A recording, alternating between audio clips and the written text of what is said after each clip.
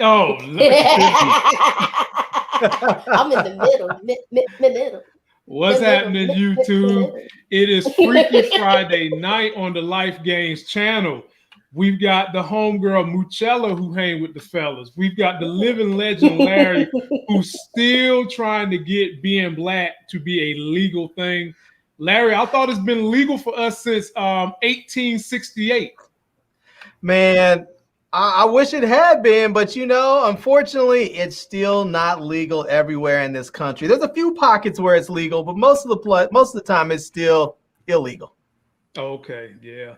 Well, ladies and gentlemen, one of the missions of this channel is to entertain you all, give you information, and ultimately give you life gains. One of the ways I like to do that is bringing you, my subscribers, on, YouTubers who are trying to make it big. I choose to pick you guys over celebrities because I think that everyone has an interesting story. And if you put it in front of someone, you never know who might be interested in your story.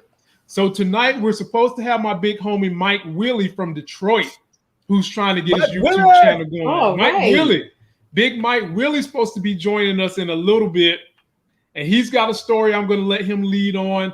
And as we do in traditional form on Fridays, we let everyone who's on the panel have a story. So if you're a new YouTuber and you want to join us, you got a story you want to cover, we'll give that to you to lead on Friday.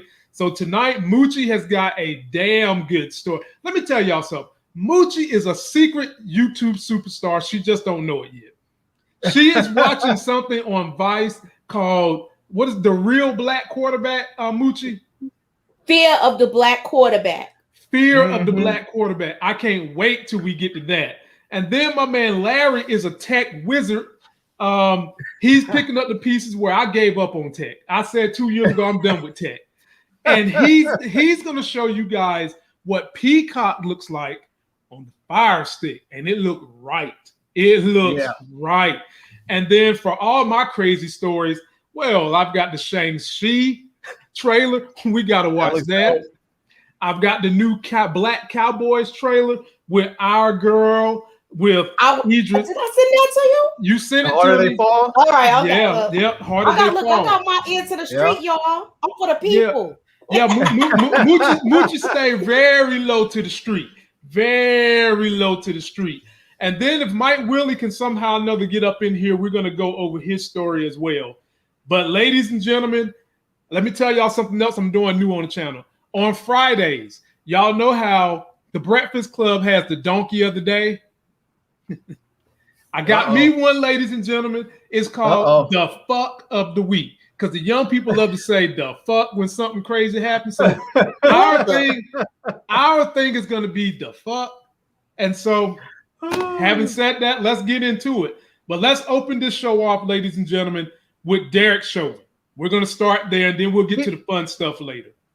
Can we shout out? I feel like you didn't shout out the people in the comments yet. Oh, my bad. Yeah. My bad. I sure did.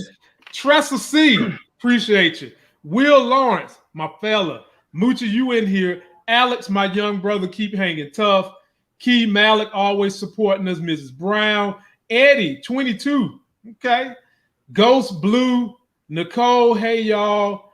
Eddie T, and he knows how to spell it properly. Carborough, no Vaseline. Zaya Latrice, Zaya, let me just say this. You are loved across 1,500 different YouTube channels that we deal with. They all love you. We love you, but we love you the most. So stick close by us. Yep. We got Mo in the building. Ronald Cameron's back showing the love. And D Lovely. There you go. Love it. Here we go, man. Let's get the Derek Chauvin thing out the way. And my big question is the same thing me and Larry discussed the whole time we've been covering this. Is anything going to really change? Let's see what the judge did to the guy, and then we'll talk about it. What the case is, or what the sentence is not based on, is emotion or sympathy. But at the same time, I want to acknowledge the deep and tremendous pain that all the families are feeling, especially the Floyd family. You have our sympathies. And I acknowledge and hear the pain that you are feeling. I acknowledge the pain not only of those in this courtroom, but the Floyd family who are outside this courtroom and other members of the community. Mr. Chauvin, as to count 1, based on the verdict of the jury finding you guilty of unintentional second-degree murder while committing a felony under Minnesota Statute 609.19 subdivision 2 paren 1, it is the judgment of the court that you now stand convicted of that offense. Pursuant to Minnesota Statute section 609.04, counts 2 and 3 will remain unadjudicated as they are lesser offenses of count 1. As sentenced for count 1, the court commits you to the custody of the Commissioner of Corrections for a period of 270 months. That's 270.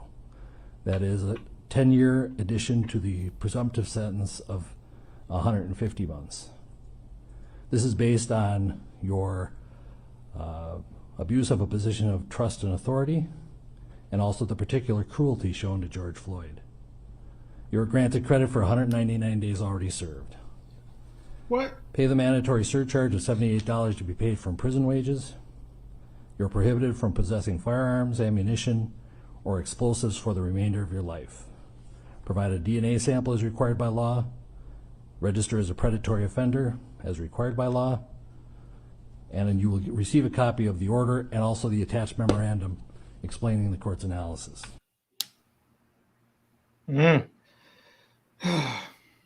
Ladies and gentlemen, let me give the opening salvo. My opening salvo is, say her name, Breonna Taylor, Castillo Philando, Ahmaud Arbery, and I pass the floor to you, Larry. Yeah, I was hoping he was going to get more years. I mean, that right now he's looking at he'll be out in 15. You know, and I mean, I guess he's 45 now, so he'll be out when he's 60. And I'm not saying that's not a long time in jail, because I mean, overnight in jail would be too long for me. But I mean, there are people that have been locked up in jail for longer than 15 years for nonviolent drug offenses. Exactly, for way less than what he did. Way less than what he did. And he took another man's life. You can't get that back. You sell drugs to someone, most of the time you're just selling drugs to somebody that wants them. You're not doing anything against someone else's will. And there are people that are serving longer sentences for that than what he did, than what he got for murdering somebody. And he murdered somebody under the color of authority. He murdered somebody while a child was watching. I mean, there's all these additional add-ons that they didn't really seem to take into consideration that they could have added on. So I'm happy that he got the sentence. I hope that this sets a new standard where they go after people. I don't truly believe that it will. And the reason for that is that when you look at what it took to get this to happen, I mean, it not only took a nationwide movement, people were protesting throughout the world. There were people in all kinds of other countries across the globe protesting over this issue. And we can't expect that to happen every time a cop murders a black person. So I hope that quietly they start prosecuting these cops and word spreads, and you just can't go around murdering black folks, because 22 years. I mean, even if they get, I mean, don't get me wrong, I'm glad they gave him this amount of time, but I think it's also just as important that they barred him from ever owning a gun or ammunition or explosives, because then he can never become a cop again. He can't become a security guard anywhere. He's not going to ever work. He's on an offender's, I forgot what type of offender it was, whatever kind of offenders, predatory offenders registry, which means he's never going to work around kids or in a school or anything like that. It really limits the possibilities of what he can do in the future. So even if he gets out early, he's not going to have the same life that he had before. So yeah. I hope that moving forward, we can really make some systematic changes to the way that they do law enforcement in this country, including getting rid of the qualified immunity. Yeah. I wanted them to get rid of I want them to get rid of this idea that cops should be everything. They should be law enforcement officers and also social workers and mental health professionals. They're not equipped for that. They don't know how to deal with it, and they shouldn't have to deal with it. And I hope they figure out some sort of plan so that when there are mental health care calls that come in, that they're sent out there with people that are actually trained and know how to deal with people that are in a mental health crisis, instead of some cop who doesn't know how to deal with his own stresses in life called to deal with someone else who's in a medical emergency and deals with it by shooting them. Yeah. So Moochie, having Larry say everything he said in the nice manner he did, my biggest question is, will this deter other cops in the future? Now, this is the backlash we're getting. And I don't have any data, so I don't even want to throw the conspiracy out there. But I just got to say this. This is what I do know. I've seen heads of police departments in counties where you would suspect they say this. They are saying that all the pressure and all these protests that have been put on these cops for their mistreatment of black people is causing the cops to be put in a rock and a hard place. Meaning that the reason we're seeing so much crime rise in America is because the cops feel as though they're losing authority. That should have been the fuck of the night, but it's not. I got something worse than that. So, Moochie, with that, knowing those facts, do you really think that what happened to Derek Chauvin, who's only going to serve no more than 15 years, do you think anything is going to really change amongst other cops? Do you think this would deter other cops from actually getting in jeopardy doing something like this? I want to say yes, but the way it looks, because people have gotten killed after this situation, yeah, and it hasn't changed. The protesting, it hasn't changed. And just the night before last, they defaced the I saw that in New the York statue in Brooklyn, yeah, in Flatbush. Right. So they defaced it, but they got the people's license plate because it was a gypsy cab there in the cut watching, and he filmed them getting out of the car. What? He filmed them getting out of the car. He filmed them going up the block. He walked over to the car and then took a picture of the plate. It's on Instagram. So, Moochie, who did this? Was this? They saying it's a white supremacy group. Okay. But I feel like it's like they trying to cause conflict between the black and white and the police and stuff like that.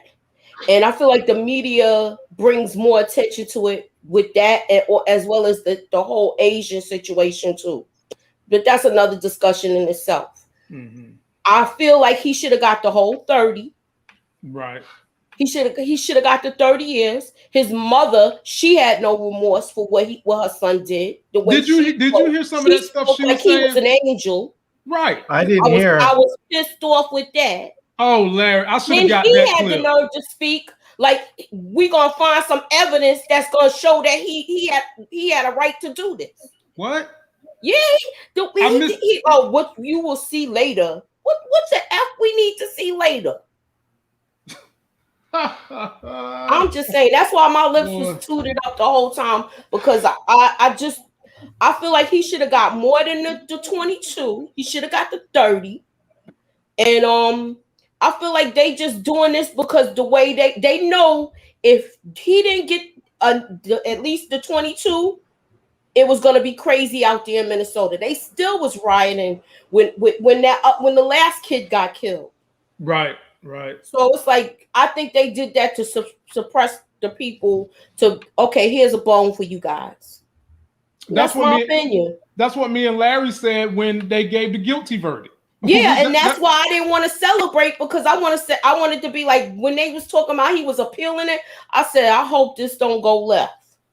He's going to appeal. Yeah, he's going to try to appeal. He's going to appeal, but it's going to take a little while because he still has other state charges he's charged with assault for hitting that 14-year-old girl with a flashlight, and he's also charged with another case where a similar case where I guess he also kneeled on another young man's neck with his knee, and And so he has other state charges pending.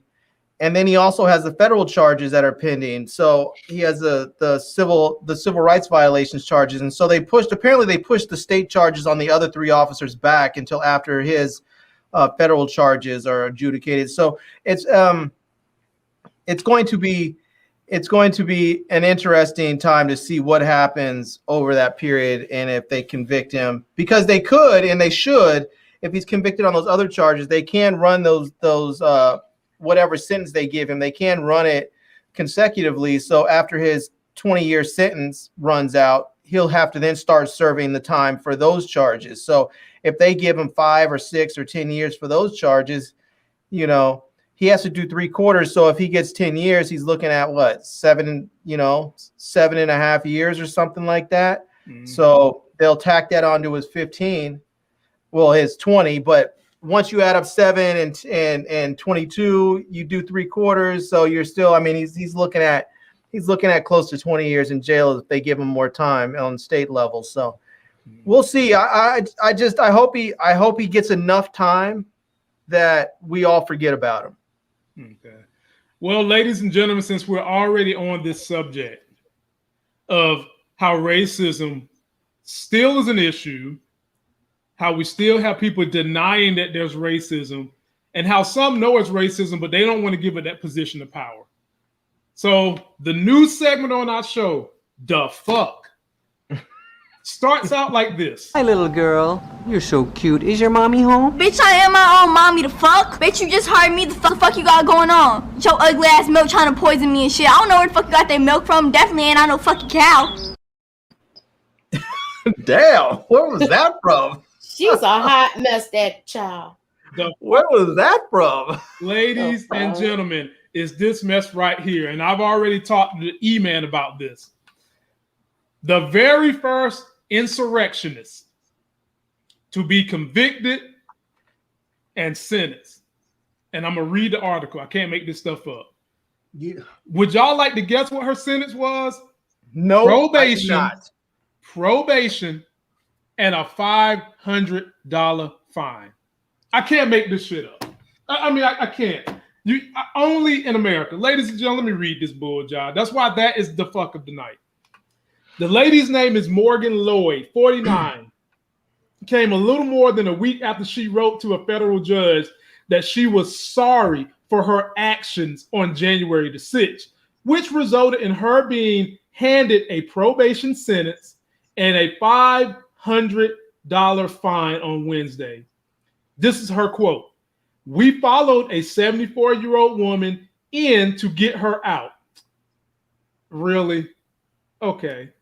"She didn't fight anybody to get in," she said in her Fox interview. "We seen police officers standing in the back hallway. They were standing and they were relaxed. They didn't tell anybody to leave. They were talking and chatting with people."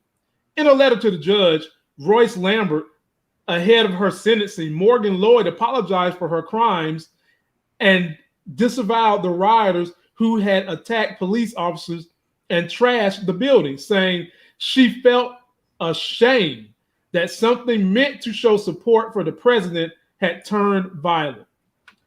She wrote that she was sorry, adding, it was never meant to intend to help empower people to act violently. Lambert said Morgan Lloyd avoided jail time because she didn't participate in the violence and condemned those who did. He issued a warning to other defendants that he'll likely sentence them to jail time if they continue defending their behavior at the Capitol. Now, see, white people that's watching, if you're watching, this is the very mess that we're talking about when we say there's inequality in not just the justice system, but every phase of America for Black people versus just about every other race. This is the shit we're talking about. This lady literally went and broke into the Capitol. I don't give a good damn if she ain't doing nothing but take pictures. She was not supposed to be in a federal building in that moment. You know the rules, and you're going to let her ass get off scot-free like this? Like this? When I got a homie who sold a dime bag of marijuana to a woman who had cataracts, His ass spent 15 years in the jail. This bitch goes in there with a mob of people to insurrect the country we live in. Insurrect it. And the judge is showing leniency, and then it's going to have the nerve to say, oh, if you guys continue to make light of the riot, I might have to start getting tough. The fuck? Moochella, take the wheel. I say this is some bullshit. I mean, look at this. Look at this. Look at that. Look at this. They always want to say black people look like monkeys. What the hell they look like right there? It looked like a scene out of Planet of the Apes. Exactly. Different flags that don't mean nothing of showing support of the United States. And here's another one. You see that guy right there? He's got a baton trying to hit the police. Mm-hmm. And they the same ones that were saying Blue Lives Matter. The same exact ones. That whole insurrection thing. Remember, Larry was so upset about that when we talked about this last time. So it's with this whole thing, it's like the punishment doesn't fit the crime. Come on. You know what I feel like, Moochie? I feel like black people and our non-violent protests ain't doing nothing. We need to start doing this shit right here. Because if all you're going to get is a $500 fine and a couple of weeks of probation, we have not been protesting properly. Because this shit right here should be everybody's in jail. Everybody. I mean, that one event should balance the jail cells so that they're not 66% black men. This should balance the jail cell where it's all white men at this point. Look at this. Exactly. Look at this shit. Everything they're doing in this picture is they were not supposed. It's a federal crime to be where they're located right now. Right, Larry, take the wheel, man. Take the wheel, man. Lord have mercy. The fuck. I mean, it's just further proof that there's nothing that you can do if you're a white male or white female in this country that's really going to get you in trouble. You can do whatever you want to do. I mean, that's just really what it is. I mean, look at them. They're saying she didn't participate in the violence. She was there. She was spurring it on. She didn't have to be on the front lines as a 75-year-old woman because she had all the young people up front pushing and fighting and breaking trails so she could go in. Right. She went in. I mean, the reality of it is that judge should have said at 75 years old, you have lived more than enough to know that this was wrong. So you can't make up some excuse about you were manipulated or that you were deceived or anything else. You are old enough and Larry, wise she's enough. 49. She's 49. She was 49, but she said they went in after a 74-year-old woman. That was some bull. Moochella, at the end of the day, it don't even matter. It don't matter. The 74-year-old woman was wrong. You broke a federal crime by going on those premises while they had it gated off. The lady talking about she going in there chasing behind her is wrong too. And damn it, the judge is wrong. The judge is just wrong. You're not chasing a 75-year-old anybody. No, you ain't. 75-year-olds don't move that damn fast. No. I mean, no. It's just the reality of it is they let her off because she's white. And that's what it is. That's just all that it is she's white. Because like everyone has said, if these were black people, first of all, they would have been given order to shoot to kill, and they would have sprayed that whole crowd. There would have been a massacre on there at the Capitol.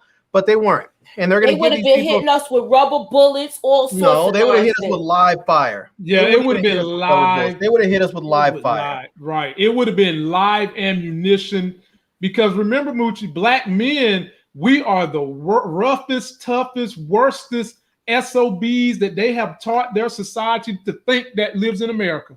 And nothing could be further from the truth. Nothing. Let me tell you, just give you an example of how extreme they are when it comes to dealing with black people versus white people. Mm-hmm. If I don't know if you remember when there was that protest after there was a young man killed. I believe he was in Dallas or Austin or something like that some years ago. It was a few years back. And there was a black veteran. I guess he just simply had enough. He went home, got his guns and shit, came out and started shooting cops. He was out there doing the protest. He started lighting them up. Oh, in Dallas. Yeah, I remember that. And if you remember, there was that there was that black dude. There was a black dude and a white dude out there, and there was a black dude walking around with the AR-15 with his little white friend and his Trump shirt on, talking about I have the right to carry and blah blah blah. And he's walking around. As soon as it became known that there was a black shooter out there, this dude went and found himself a cop and tried to hide behind him and all that. But the point is, when that happened, they didn't go and try and arrest this guy. They didn't try and capture him and question him and put him through the justice system. You know what they did? They took not even just that. They cornered him into a parking garage where they knew he had no escape route. They cornered him. And they didn't use tactical efforts and whatever SWAT tactics to go in and get him out. You know what they did? They took a bomb. Mm-hmm. They put it on a robot like they do in Iraq and Afghanistan. They put a bomb on a robot. They sent the bomb in there with the camera till they found him, and they detonated that shit and blew him the fuck up. That's what they did. And then they want to scream about, oh, well, he was wrong. Guess what? All these motherfuckers are wrong. And they're letting these people just go there. That dude went and shot a couple people. I'm not saying that it was right. These people tried to overthrow the government of the United States of America. And they killed a couple of cops along the process. Exactly. They all should be charged with murder for the cops. Now let me just and I agree with you on that, because here's the thing. If Lamont and I decide that we're gonna go over to the local convenience store, to the bodega for you New Yorkers, and we go and we pull up to the bodega and I'm waiting in the car, and Lamont goes in there and I say, hey man, give me some hot Cheetos in a soda, and he comes rushing out, with blood splatter on his shirt and money trail up because he went and robbed the place and I didn't know it, and then we pull off. Guess what? I'm guilty of robbery and murder and any other charge that they throw at Lamont because I was in the car and drove away. You go in the mall for the ride. You don't get to say, well, I only did this. I was only a part of this. No, that's not the way it works. You were there. You get responsibility for the whole kit and caboodle, and that's what they should do for every single one of them. If you were there, you participated, you're getting the full weight of the charges for everyone. And it just pisses me off. But this is the thing. I'm not really, I want to say I'm pissed off.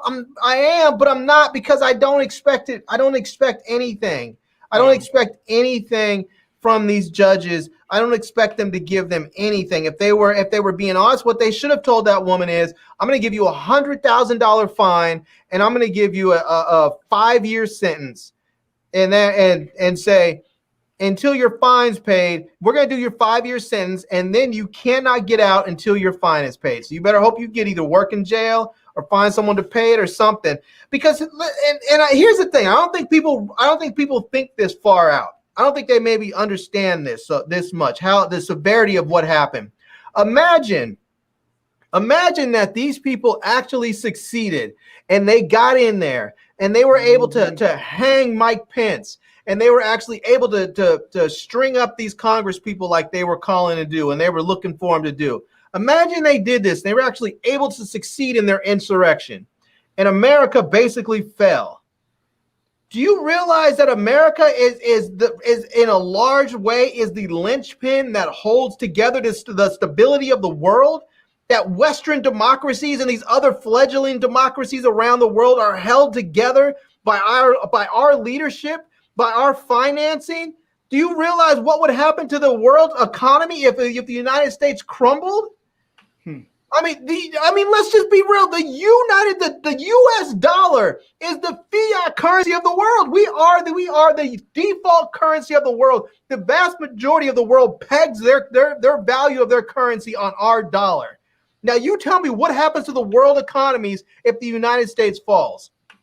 Larry, this is nothing more. We are talking about war. And it's unbelievable. This is unreal. I mean, these people, it's like they are ignoring how incredibly severe, how reckless and dangerous what these people were attempting to do. If they had succeeded, it would have thrown this entire world into a global catastrophe. Well, here's the problem. United States is what they say. It's too big to fail. We're too big to fail. This is I'm going to blame a lot of people in history, but I'm going to start with this backhanded deal that was made at the Civil War. That we are going to placate the South. That we're going to allow these MFers who was treasonous to the country, just like these motherfuckers right here. We're going to placate them to still stay in polite society by letting them wave their Confederate flags. No country in the world lets the uprising in their country wave their flags. Nobody does that. To overcome their sad you wave a feelings. Nazi flag in Germany, they're See not what going to happens. give you a fine. They're giving you jail time. Right. One that was a sign of treason anyway. Anyone that was military should have been dishonorably discharged, lose all their benefits, everything. The chick that went through the glass and got shot, she shouldn't even had a military funeral. Me and Larry spoke about that last time we discussed this. So they didn't handle this right from the beginning. I agree. Yeah, but here's the problem.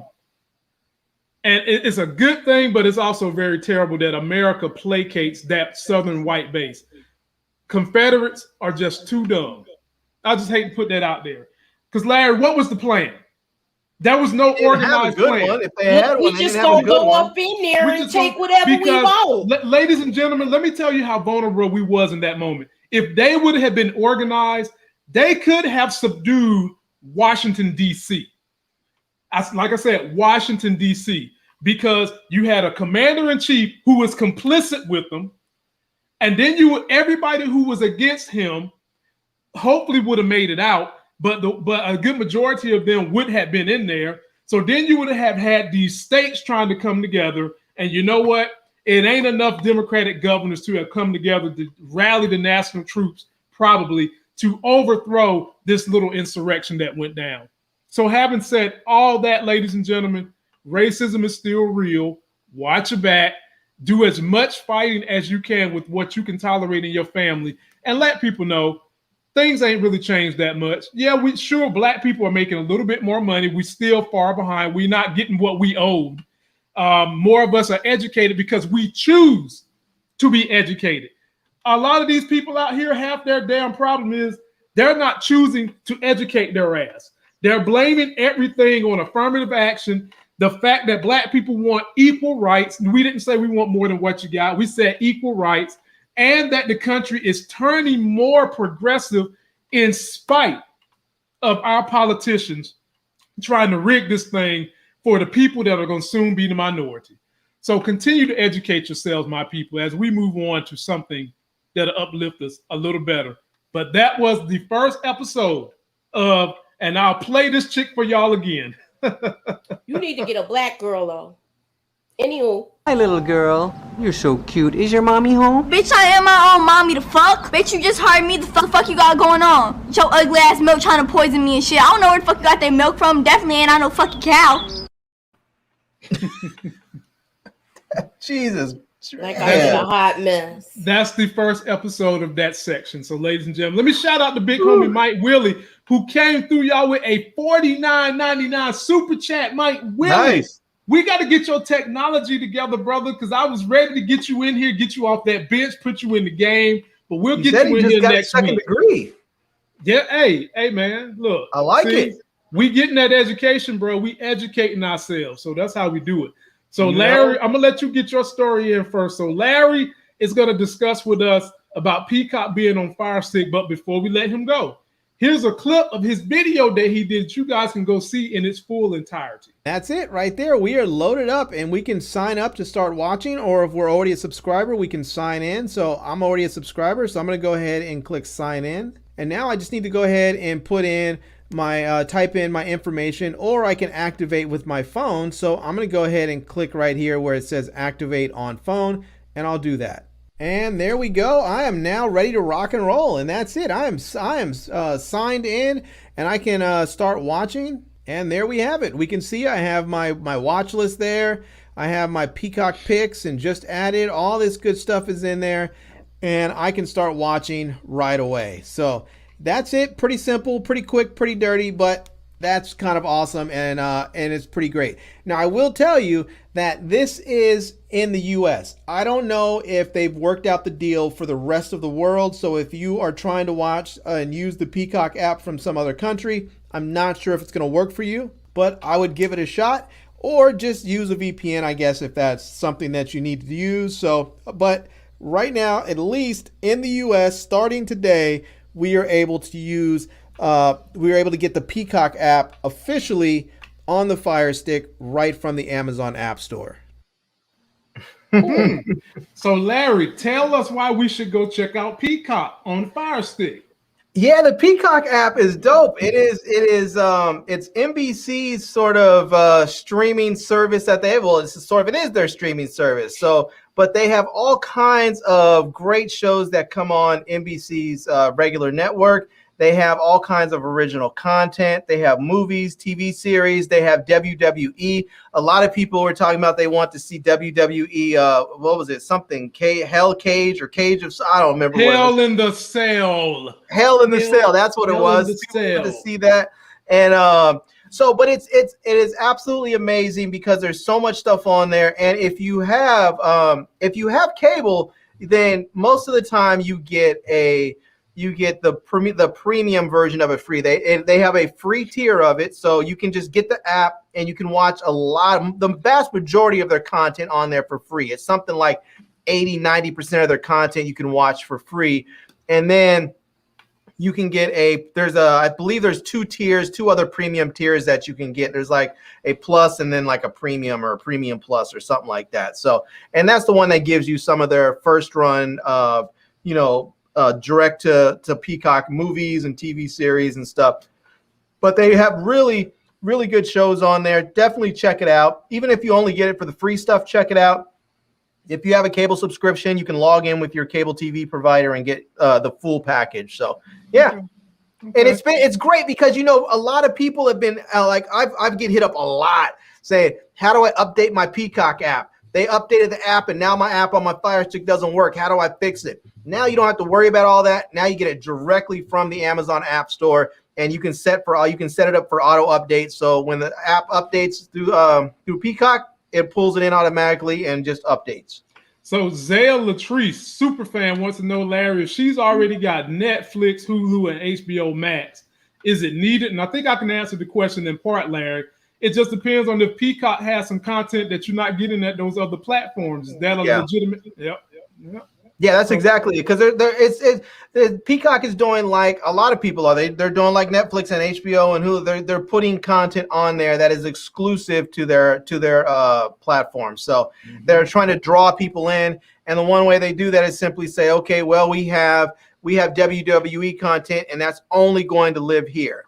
Or we have this particular series or this particular movie, and it's only going to be on our app. It's not going to be able to go to Netflix or Hulu or anywhere else. So if you want to watch it, you have to come to us. So I would say get the app, and if you don't have an account, just sign up and get one. If you have NBC through your cable provider, then just sign in with your cable provider. But get the app, look at it, see what you think about it. Just check it out and see if there's content on there that you like, and if there is, use it. I mean, you can always use the free version of it. Even if you decide you don't want to pay for it, there's always a really good amount of free content on there that you can use. So you don't have to ever pay if you don't want to. So, Moochie, do you watch anything on NBC that might be on the Peacock app? Because let me tell y'all, nobody watches more shows than Moochie. I watch Good Girls. Okay, that's right. You heard they just got canceled, right? They did? They got canceled. Yeah. They're not coming back. There was so much stuff coming on Sunday where I was missing it, and then they showed 2 episodes last night. Yeah, they got canceled, man. Them and This Is Us is not coming back after next season. Yeah. Wow. Yeah. But I am personally waiting for Stranger Things season 5 on Netflix. Yeah.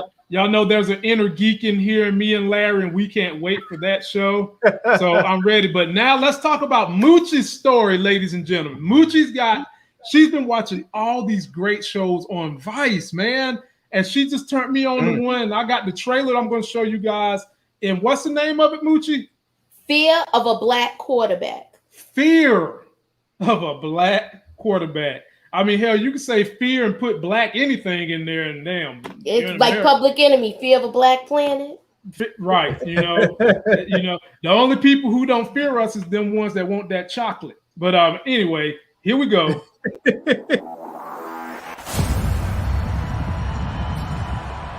It's expected for white quarterbacks to be able to develop to have the possibility of being great. It's expected for African American quarterbacks to be great all the time. I knew that failure was not an option. There are people that hate the fact that you exist just because you had the audacity to be great at a position. That's a lot to deal with. I was the first African American quarterback to ever start at the University of Washington. A lot of people weren't happy about that. I got booed pretty viciously. You're either considered a starter or you're out of the league. Black athletes have often been thought of as athletic, and you can really take this back to slavery. At some point, regardless of how racist you are, you just can't deny talent. Vice Versa presents Fear of a Black Quarterback. Now, before I give it, this is Moochie's story, ladies and gentlemen. Let me make this one caveat. I was up on Jamel Hill when she worked in Raleigh and then went to ESPN. That was my girl. She's from Detroit. Y'all know my wife is from Detroit, so we connect. She's actually said that she would check out my my snowfall videos via Twitter. I asked her for an interview. Haven't gotten back to me yet, but I said all that to say Jamel Hill can rub some men the wrong way. Even strong black men she can rub the wrong way because she is very tight on her feminist issues. But I always tell brothers, did y'all see T'Challa the Black Panther being afraid of strong black women? Did you see me and Larry being afraid of strong black women? Me and Larry like, the fuck? Why we gonna be afraid of strong black women? What's to be afraid of? Right. T'Challa said, I never freeze. I never freeze, exactly. So Moochie, the floor is yours. Tell us about the struggle of the black quarterback and tell us about the Vice channel, because you've been on. Okay, I like documentaries. I don't know if you guys like them, but I started watching this channel from wrestling because I'm a wrestling fan too. And they had the dark side of wrestling, and then they had the dark side of the NFL, and then they had this one with Fear of a Black Quarterback. Mm-hmm. And once I saw it was Jamel Hill, I was already hooked because I like the way she articulates herself. And then they went from the history of the first black quarterback to the famous faces that we all know if you follow football. And from Donovan McNabb, Newton, all of these guys. So I don't want to give too much away, but it's so informative. And it just shows you how the NFL is. And to me, sometimes it makes me want to say we do need our own league. But I say that to say it's an enjoyable watch, especially if you're a sports fan. I liked it. So our homie Tressa C says, my brother was a black QB, and I have so many stories. Tressa C, you, Buzz, and a few others are formally invited any Friday night to get up here with us.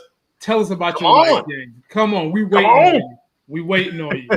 Now, when Moochie sent me this, I automatically said, you know what? I got to check it out because I don't know if y'all know, I played a little college sports. I played fullback at Wake Forest, then tried to go play at ECU. During my era, you want to know who was a quarterback at Virginia Tech? This dude who is as fast as lightning right here, and we scrimmaged against him. And I'll never. And now I wasn't slow, but I wasn't fast like Michael Vick. This dude put a move on me, and I swear to God, I was like, there is no way he ran past me. He put some move, and I'm looking at the ground. His ass is down the field. But when he did the shimmy on you, the Michael Vick experience, I got it in college. I got the Michael Vick because I mean, dude was just unbelievably fast. But I said all that to say, this is another area. Like I said earlier, all areas of America, there's discrepancies in equality with blacks. There's discrepancies. Even in this, I would tell y'all this. If white folks didn't think they could make all this slavery money, off these quarterbacks' back, they would not have them. That's the only reason they have them, because it makes their product better. It puts them in the winning circle, and it allows them to make more money. Now, y'all think that the quarterbacks, which are the highest paid players in the NFL, y'all think they're really making real money, right? I'm here to tell y'all, it's damn near peanuts to what the owners take home. Yeah. It's damn near, it's almost slavery. It sounds like a lot to us because we're not getting paid 5 years, $100 million. But I just saw the last TV deal they did for 2 years that was damn near 100 billion with a B, not 100 million. It's obscene. Not a half a billion. Man, it's unreal how much these owners make off these players. Now, I'm not saying, pay them more and all that. I'm saying get some damn ownership. Get some damn ownership is what I'm saying. But check out the series, man. How do we get Vice in this show, Moochie? How do we get to it? Well, I have cable, so if you have your local cable provider, they have it. Mm-hmm. Sometimes Vice will put the shows on their YouTube channel. Like they've done that with the whole series of the Dark Side of the Ring. They've done it with the Dark Side of the NFL too, with some of their shows. But the Dark Side of the NFL is in its first season. But this documentary with the quarterback, it just covered everything. The difference, how the news, the media treats the black quarterback and compared to the white quarterback, and the different things that a black quarterback goes through compared to a white quarterback. And it's a very eye-opening situation. It's so interesting because one of the clips that someone said in there was saying that if you're a black quarterback, either you start or you're out of the league. Out. And it's so true because you just don't see backup black quarterbacks. Nope. Like you don't see a black quarterback who's good enough but not good enough to start. You just don't see them. They're either starting. It's one, but he's not good enough to start. I can think of two. That are backup quarterbacks. Okay. Geno Smith in San Diego. He was supposed to start, but he wasn't good enough. And I can think of three now. Tyrod Taylor, Geno Smith, and coming up this year, homeboy that was just a starting QB for the Carolina Panthers. He's going to be riding the bench for a guy who doesn't even believe in coronavirus. Damn, Carolina. Damn. Well, maybe things are changing good then. Maybe if you're a black person and you're coming into the league and you're looking at the possibility of saying, okay, if I want to play QB, if I can't start, I'm not going to be in the league. A lot of people will say, well, I think I'll just move and play DB or something. I'll move and be a receiver or whatever. Because a lot of people, a lot of these black athletes, even though, some people are only good at playing their one position. A lot of these black athletes that are so good, they move around. They've been moving around their whole career. A lot of these kids came out of high school, went to college and thought, okay, I'm going to be a linebacker. And they say, nah, you're too small. We're going to move you over here, Larry, also, a lot of them get moved to wide receiver because they got that speed. Right, Larry, let me tell you how they do this for black people and white people, okay? And I really don't want to jump on the Tim Tebow thing, but I'm probably going to do it because it's just it's the hypocrisy, it's the nepotism of the year right here. So you listen to commentators talk about white quarterbacks when they get drafted that might be they okay, but they have skill sets they can play another position. The white quarterback says, I will not play anything else. And you know what the white dudes be saying about them? That's passion. He's adamant about his craft. He's an artist at his craft, and he feels like he deserves the right to play what he's been playing his whole life. A black person get up there and say that same shit? Oh, he's selfish. They put emphasis on that. They show that. Right. They say, oh, he's selfish. He's not a team player. You should be here to help the team. If the team needs you to be the kick returner, you need to be the kick returner. And these dudes like, no. Why y'all didn't have these white dudes to the same standard? I want to play quarterback. Y'all drafted me as a quarterback. Don't try to tell me to be something else now. So, ladies and gentlemen, it's a mess out there, man. It's a mess out there. But here's the problem with that. It's difficult to get people to care because a lot of people are like, Why should I care what a bunch of multimillionaires are complaining about? These dudes are driving Bentleys and Lamborghinis and living in houses that I'll never be able to afford. Why should I care that they can't play their position? Right. And you can look at it that way, but we're still talking about racism. And if you care about racism and equality, then you have to fight for everyone, whether they make a lot of money or a little bit of money. Right, exactly. Well said, Larry. All right, my people, we're going to move right along, but definitely check that out on Vice. And my last little tidbit about football and Michael Vick that shows the racism of this country. Okay. Michael Vick got caught up in dogfighting. I've met Michael Vick. I've met him enough times. I can't really say that me and him tight like that, but if he saw me on the street, he'd know who I was. Okay. They treated Michael Vick, and I'm not advocating dogfighting because I love animals. But when Michael Vick did dogfighting, you would have thought his ass was Satan. To this day, people haven't forgiven him. And the running joke that I have a lot of truth in is that white people love their animals, their dogs, more than they like the rights of black people. Because it makes no damn sense that you treating Michael Vick like he is the most dastardly Satan on the planet, but you're ingratiating your ass with Donald Trump. Yeah. With that whole subject with Michael Vick, he was caught up in that because of the knuckleheads that he had, you know, his friends. They did that, and I think he knew a little bit that was going on, but I don't think he knew the whole thing. Yeah, because they said he was mixed up in all of that like that. It was just his property, and I feel like he just got a bad luck of the deal. I think that's what it was, because they did not. They apparently they couldn't even prove that he was ever actually involved with the dog fighting. He wasn't involved with that. They basically crucified him. It was at his house, and it's hard to get when you're a black dude. They already want to get you on something, and then when it comes to dogs, people love dogs. It's hard to get people to feel some sympathy when they get out there and push this narrative that you've been harming dogs when it wasn't even him. Now, I'm not also for, I love dogs, and I don't want to see any dogs get hurt. But the reality of it is that for some people, animal fighting is a cultural thing.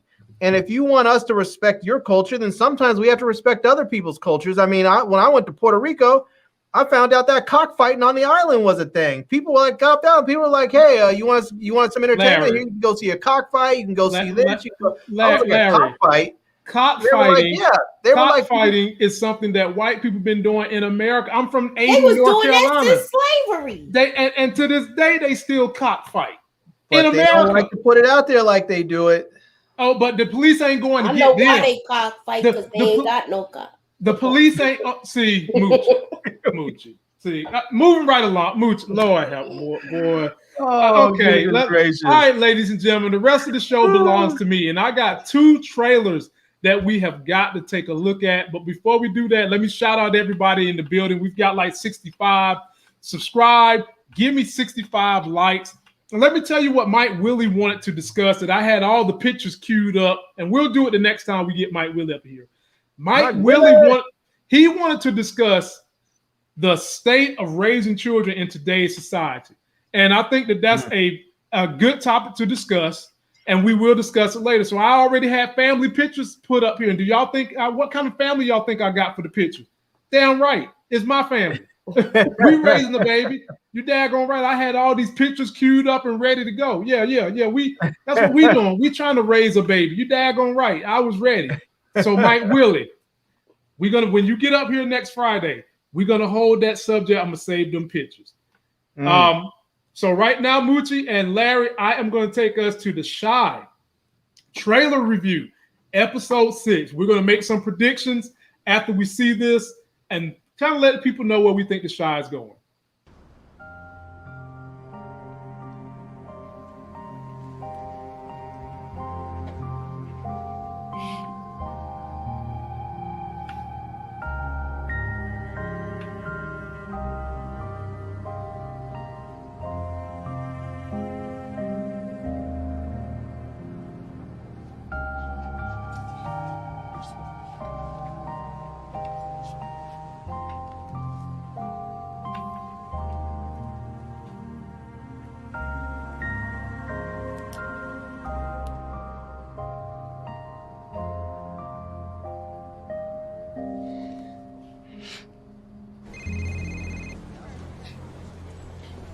Hey. I'm down to go to dinner. Where you gonna take me? I was gonna cook. You a chef now? I am Michelin starred, but I can make you a bomb-ass shrimp Alfredo. I feel nervous about going to a stranger's house. Let's go to Smokey's then. Sorry. For what? Whatever you need to feel safe, I got you. Thank you.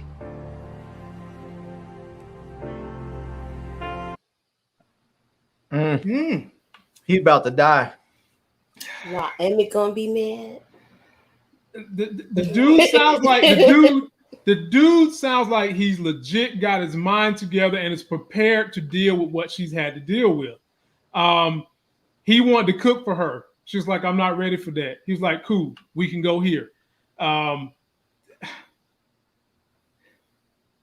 way they write this story, y'all know I really would like to just see Emmett and Keisha get together, but I know y'all said you don't do this, but why do I feel like there's going to be a carpet pulling from underneath my feet with this boyfriend situation with this guy? I can't put my finger on it, but something in my gut don't feel right with this little relationship they about to put them through. But we'll see. I do want to make one mention before I pass the baton to my people on the show. Is this going to be the week that we see this little sweet thing right here, Nina, go ahead and step out so they can just have made up drama with her and Dre, because they've already showed us that somebody got eyes on her. The brat got eyes on her. And this might be the love scene y'all going to get, since they didn't give y'all the love scene with Nina and Dre. Moochie, you get the floor first. All right. I like Christopher for Keisha right now because he's a L7. Sometimes it's good to have an L7 in your life. Okay. You know what an L7 is, Larry? Nope. A square. An L and a 7. You think he's a square? He just seemed more. He's a square. He's into his books and ball. He's not a street dude. Right. He's not a nerd. It's a difference between a nerd and a square. He's a square. Okay. He's not a street dude. He works. He's a good dude. I like him for her right now. Now, Emmett got to close one door before he opened the other one. So let's let him in that with Tiffany. Wait, hold on. I want to go back to the L7 thing first. So what? So not a street. So he's not a thug or a street dude. Nah. And he's not a nerd. He's just an L7. He's a square. So an L7 is basically just a man. Like a hardworking dude. So basically he's just a man. So I just call him a man. Nah, I just wanted to, throw a little flavor on it. She got to shake a little chocolate on it, my brother. A little chocolate, just a little bit. I'll just give you a hard time. Go ahead. Just saying. Okay. Look, anywho, I feel like Emmett needs to close one door before he opens the other. I know we all want them to get together, but I want them where if he's gonna end it with Tiffany, let him end it before he starts with Keisha. I don't want him having like a whole little three-way situation going on. Mm-hmm. And as far as Nina, I'm kind of mad because they're not focusing on Kevin. Once again, she's doing something selfish. Going out here thinking about herself, drinking at a bar. Meanwhile, your son just had a broken heart, and we don't even know if he's hitting the bottle again. Oh, he's hitting it. If he's not hitting more, he's hitting it. That's what I'm saying. You're not paying attention to your kid, yo. That's because her heart is broken, Moochie. And when people get their heart broken, it becomes hard to focus on anything, even your kids. So Larry, jump on in there. Well, Larry, let me add something to your rebuttal. Mm-hmm. I'm going to co-sign with you that this brother right here going to step up because he's already done it. Mm-hmm. You was the first one that said you thought that Darnell was going to step up, and he stepped up last episode. How much more stepping you think Darnell is going to do, and then you can pick up on the rest of your predictions for episode 6. What you talking to me, Larry? I think he might actually give Emmett some good advice when it comes to when it comes to dealing with Tiff, you know. Mm-hmm. And it might be some hard or tough advice to follow, but I think he might actually give him some good advice. And it may not be something that he wants to hear, but you know, we'll see though. We'll see because he drops some gems every now and then, but he doesn't always say it in such a way that Emmett's ready to hear it. But you know, the thing as far as with the thing with Keisha and this dude, and I mean, I know everybody's different. I know there's all kinds of different women and men out there. Everybody's different. It just doesn't ring true to me that she's like out there ready to start dating. I mean, let's not forget this chick was kidnapped. She was just repeatedly, serially raped for months on end. And then she escaped she murdered the dude. I'm sorry, I can't call it murder because she was defending herself against him. So she was repeatedly raped, and then she killed the guy, got away, got home, found out she's pregnant, and then she went through and she just had a baby. And we're supposed to believe that through all of this trauma that she's ready to date? I mean, I hear about women that have gotten raped and they go through this stuff and they just like, they don't want anybody to even touch them. They don't want men to look at them. They cut all their hair off and try and make themselves look as unattractive as possible, start wearing big, baggy, ugly clothes, trying to be completely ignored. And we think Keisha's supposed to be ready to date?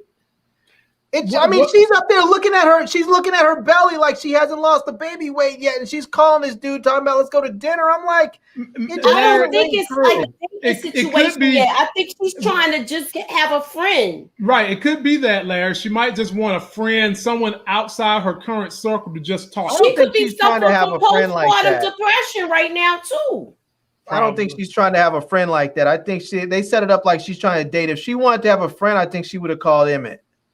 No, I think she goes there and talks to Emmett still. She do, but I think she kind of feel like because of the drama going on with Emmett and Tiff, she needs to have some friend who's not in nobody else's business.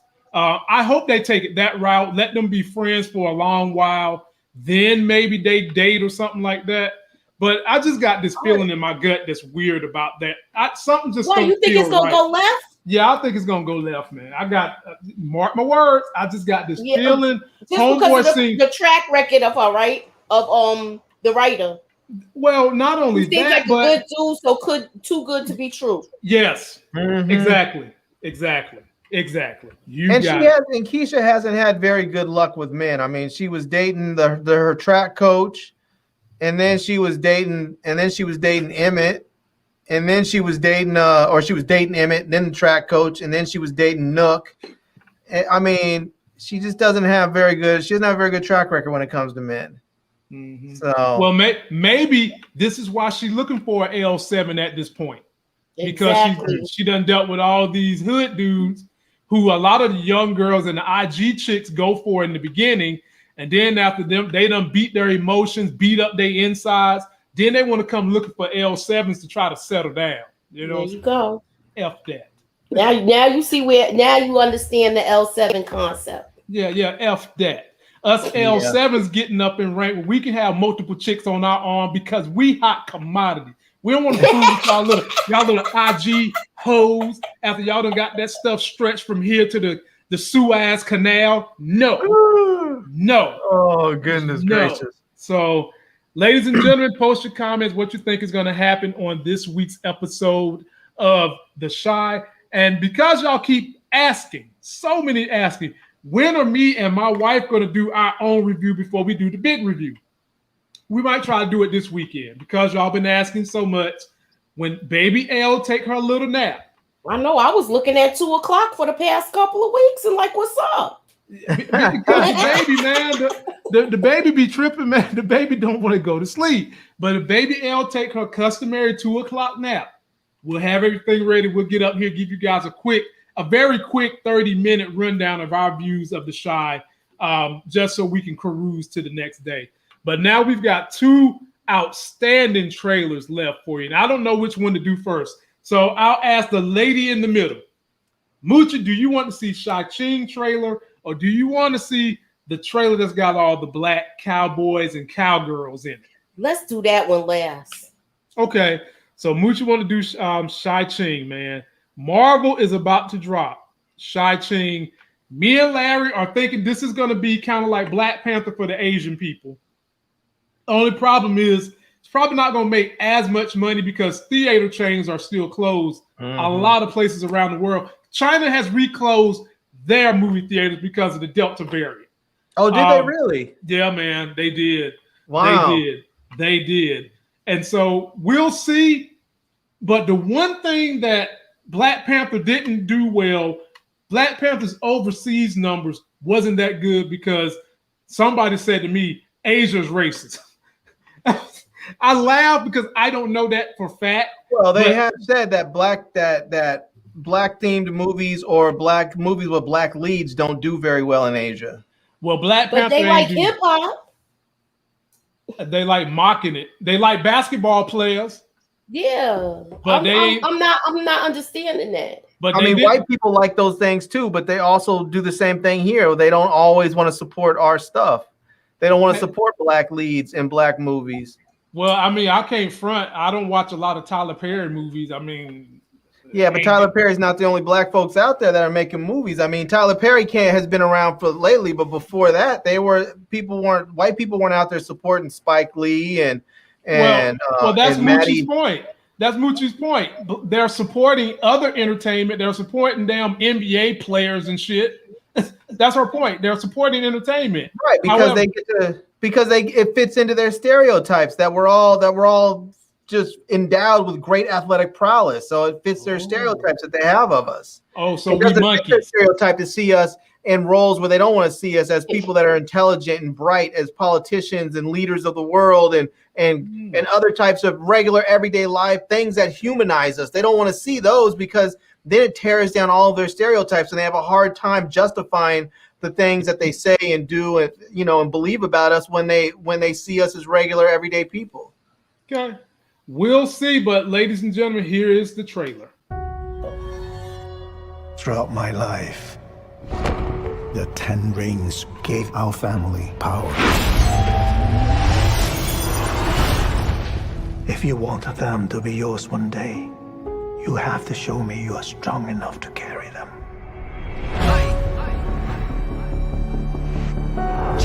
You are a product of all who came before you. The legacy of your family. You are your mother.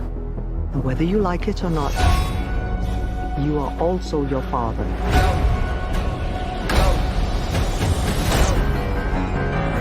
I told my men they wouldn't be able to kill you if they tried.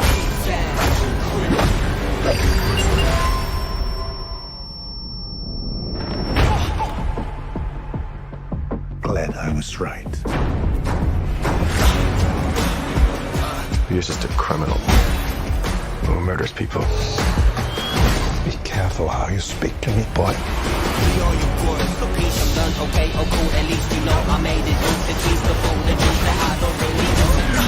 Thought I could change my name. Start a new life. But I could never escape his shadow.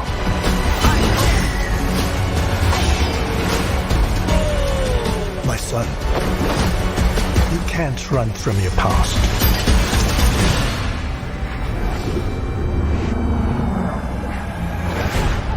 Is this what you wanted?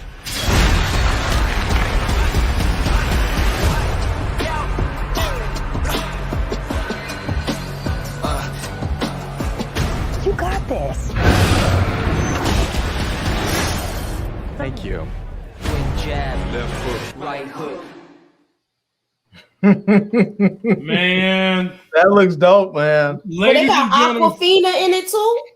He's not Aquafina. You know she's from Queens. Yeah, ladies and gentlemen, if you was to go back and watch the Black Panther trailer and sit it right beside this, you would almost confuse these two movies to be the same. Wow. The score. They did cut them the same way. Yes, the score sounds hip hop and great. They had a car scene where he's jumping over the car like T'Challa was, flipping on the car, except for T'Challa's car was a lot better than that Mustang, I must say. You've got a dad and his legacy to his son. Then, no, Marvel didn't sneak a little bit of the Submariner in there. Then they snuck some of Abomination, who normally fights Hulk, in there. Y'all didn't think? Now, Marvel, you know I be sitting here breaking these trailers. Y'all think I was going to miss all that? So I know the Submariner part has a lot of people mad because they wanted you to just wait before you just sprinkle him all up in the mix. But, and I'm sure that the Abomination piece is a little maddening for folks too. But beyond that, sign me up, brother. I might go. Wonder though, if they're dropping that in the trailer, what else do they have that they're not telling us? It better be something good, Larry, because you can't drop that many Easter eggs in one trailer and then the movie don't live up to the hype. There's at the very least, this storyline has to continue something big, which I'm sure it does. It has to continue something big in the overall MCU, which I'm sure it will, because I know Marvel, when they first came up with this concept, was thinking, if we just make an Asian Black Panther movie and it does as well as it did in America, it's definitely going to do better in Asia than what Black Panther did because of everything we said prior to the review. So, yeah, let me know what you think, Larry. Break it down for me, my brother, man. I'm looking forward to it. It's a day one for me. I'll support. I might show if they have a cosplay or they have dress up the way we had dress up for Black Panther. I'm gonna go get one of my Asian friends, ask them what is appropriate for me to wear to show support, and I might show up like that. I like it, man. I think it's gonna be a dope movie. It looks like it's gonna be really good, and I like the dude. I forgot his name. I always know him from Kim's Convenience. So, but that's where I first saw him. I've been watching that show for I've watched every episode. I've watched it for years. So, but yeah, I'm looking forward to that. It looks like it's just gonna be a lot of fun. And I don't know. I mean, maybe it will be that maybe it will be what maybe it will be what Black Panther is to Black people. Maybe it'll be that to Asian people in this country what Black Panther is to us. I'm not sure that it is going to be, and only because I'm not sure that they need that. I mean, for a lot of Asian people are not disconnected to their culture and their people in the same way that Black people are. I mean, we were ripped away from our culture and our history and our religions and our ancestors and everything, and brought here in bondage, and we were punished for practicing our old religions and our cultures and ways. And not to say that hasn't happened to some degree with Asian folks, but there's a lot of people that still have a very strong connection to their past and to their people, and they're able to actually go back and say, okay, this is where I'm from, this is where my people are from, and they can go there and still find their people. We don't have that. Right. Most of us don't have that. You know, I'm with that. So it may be big in the sense that they're happy to see it and they want to see it and they support it. I don't know if it's going to have the same cultural significance and meaning to Asian folks in this country that. And then again, still, like for us, Black people are so just generalized in the sense like we're Black. We think of ourselves as Black, and we kind of just lump everybody in as Black as one big monolith. And Asian people, even though in the U.S. people try and do that with Asian folks, there's still all kinds. I mean, it looks like this story is focusing on people that are Chinese, but you have Chinese people and Japanese people and Korean and people from Taiwan. Korea. And people from the Philippines and everywhere. There's all these different, Asian, nationalities, and we lump them all in together and say, oh, it's going to be a big deal for Asians. Well, I mean, this is a Chinese story, and what happens if you're a Filipino? It may not mean that much to you, Okay, that's a valid point. Moochie, what do you think about the trailer, and will you go see it? I will go see it. I like martial arts. That's what I want to know. Is it going to be martial arts in this? Yeah, 100%. To me, the last good movie that I saw in a long time was Ninja Assassins, and that was dope. And man, have a part 2 to it, and I wanted to see it, and I just want to see if they're gonna have a lot of the action sequences, something like that, because they had a lot of action fight scenes and stuff like that. it was. If it's something like that, I'm here for it. And plus, Aquafina's in it. I like her; she's funny. Yeah, Aquafina's dope, man. I'm a fan. And so the only thing I know about the 10 Rings is that the 10 Rings is connected to the Mandarin. If you guys can remember Iron Man 2, the Mandarin had a flag with 10 rings on it. I don't know if you guys can remember. Remember they had the Mandarin, the old looking dude who really wasn't Asian. And then when they finally get to him, he was basically just a puppet for the guy who was really pulling the strings. So the Mandarin in Marvel lore, he's a powerful person. I mean, like, he is very powerful. And you would see this story pop up in the Mandarin, but I don't know this story as in depth as I know some of the other Marvel stuff. So I'm gonna have to do some reading, catch up, so I can know what to expect. And I didn't see the Mandarin in this, so I don't think that we should expect that to might see be the a Mandarin. surprise. It could be. It could be. Maybe they don't want to give that away. And if any of you want to catch up on any of your comic book reading, just go to, I mean, you may be able to go inside your local library, but go to your local library's website and get a library card, and then you can use the app Hoopla. And Hoopla has all these comic books on there. They have the individual. Some of them are the individual comic books. Some of them are like the full graphic novels where they have the full collection of a particular run, and you can read them and enjoy them. And you can right there on your iPad or your Android tablet, and you can read them and enjoy them for free. Hey man, that right there was worth about $2,000, and he gave it to you for free in literally a minute. Once again, a hidden gem from Larry. Yeah, man. All right, my people, we down to the last trailer review of the night. The Harder They Fall. Regina King, Idris Elba. What was the guy that starred with Issa Rae? Lakeith Stanfield. Lakeith Stanfield. It's got an all-star cast, y'all. All-star cast. I was trying to keep quiet. That's why I said save it for last. Oh Lord, we're gonna let Moochie talk first because she looked like she's spilling over. Yeah, look, I got hot sauce in my mouth. I can't. Oh, goody. Here we go. I can't contain myself because of Idris Elba. Man, I'm loving they put the Bella Cootie song in there. That was dope. Moochie. That's a day Blam, one. blam. That's what I'm talking about. That's a day one. That's what I'm talking about. Blam, blam. When he said that. That sounds good. The cast on that sounds good. I love going back and you put black people with all our grace and power in the place where you had these Anglo-Saxons running the country, that the western part of the nation and all that shit. Give us our due. Regina King, y'all know that's one of my top 5 babes of all time. Lakeith Stanfield, Jonathan Majors, who's about to be Kang. What's his name? Lin Ray Del, whatever his name is. Delroy Lindo. Love him. He's in the good fight right now on CBS, and he's done some other great things. Look, day one for me, I will definitely be reviewing this. I just got to learn how to keep up with all this stuff. I'll tell you. I got it in my watch list already, y'all.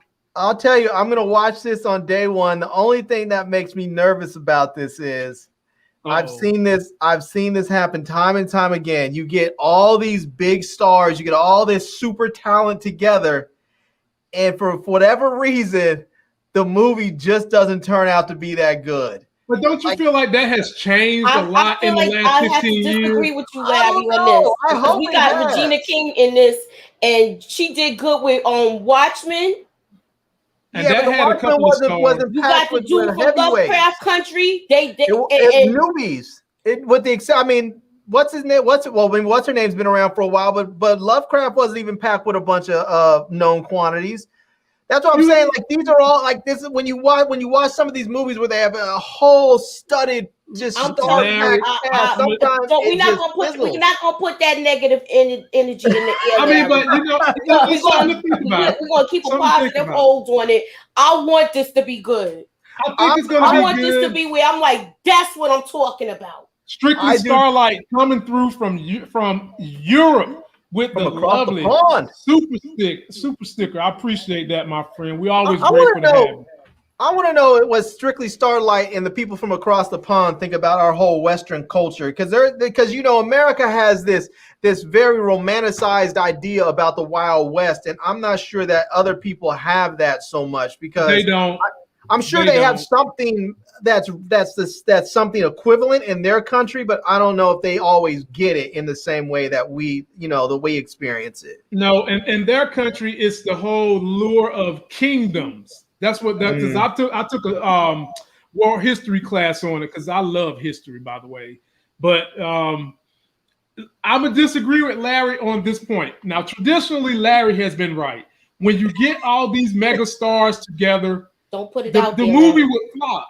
But it's something happened in the year 2010 where they start putting stars together, and they would have 1 or 2 stars carry the movie while the other main stars would kind of be backup stars. So if they do that in this manner, the movie could be good. I see it being good. So. Don't get me wrong. I'm not trying to say it's not going to be a good movie. I plan on watching it day one. I'm just going to hold my breath and hope for the best. Okay. Well, ladies and gentlemen, that's all I got for y'all tonight. Y'all know what time it is for me. I have a little ticker that'll come in here and grab me right the hell on up out of here. But we want y'all to have a safe weekend. Watch your backs. That whole discussion we're going to do with Mike Willie. We're going to do a whole discussion on family with Mike Willie. Because there's a way in today's society you can raise a good family. I still believe it does take a connected community to have it, but you can continue to raise a decent family and decent human beings in this world, and we're working on that right now as we speak. Look at that, your little overlord and your full-size overlord. Yep, and you know who has the iron fist in this house? Me. See that? No, put it back up. I saw it right there. Wait, I see a little string around your finger, around your pinky. Right there. I don't even see. You know what that is? You know what it is? Lamont turned into Ant-Man and was able to get small enough to wrap around her little pinky. Oh, my Lord. No. No.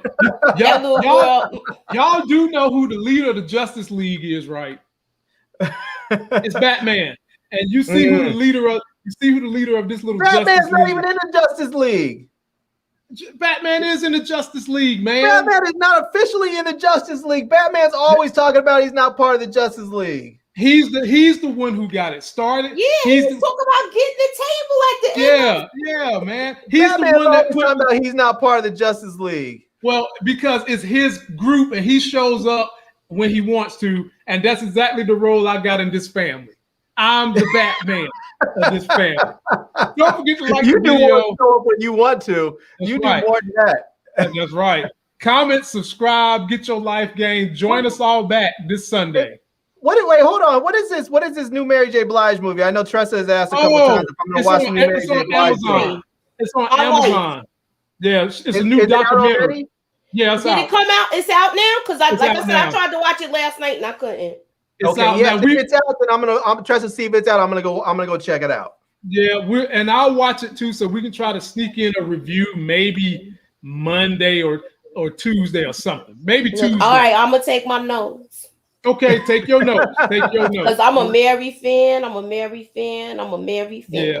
So for our friend Trust to See, we're gonna all watch the Mary J. Blige series, and we're gonna do a review on Tuesday. Don't forget to like the video, comment, subscribe. Till that next Sex is Hell video, we'll see you.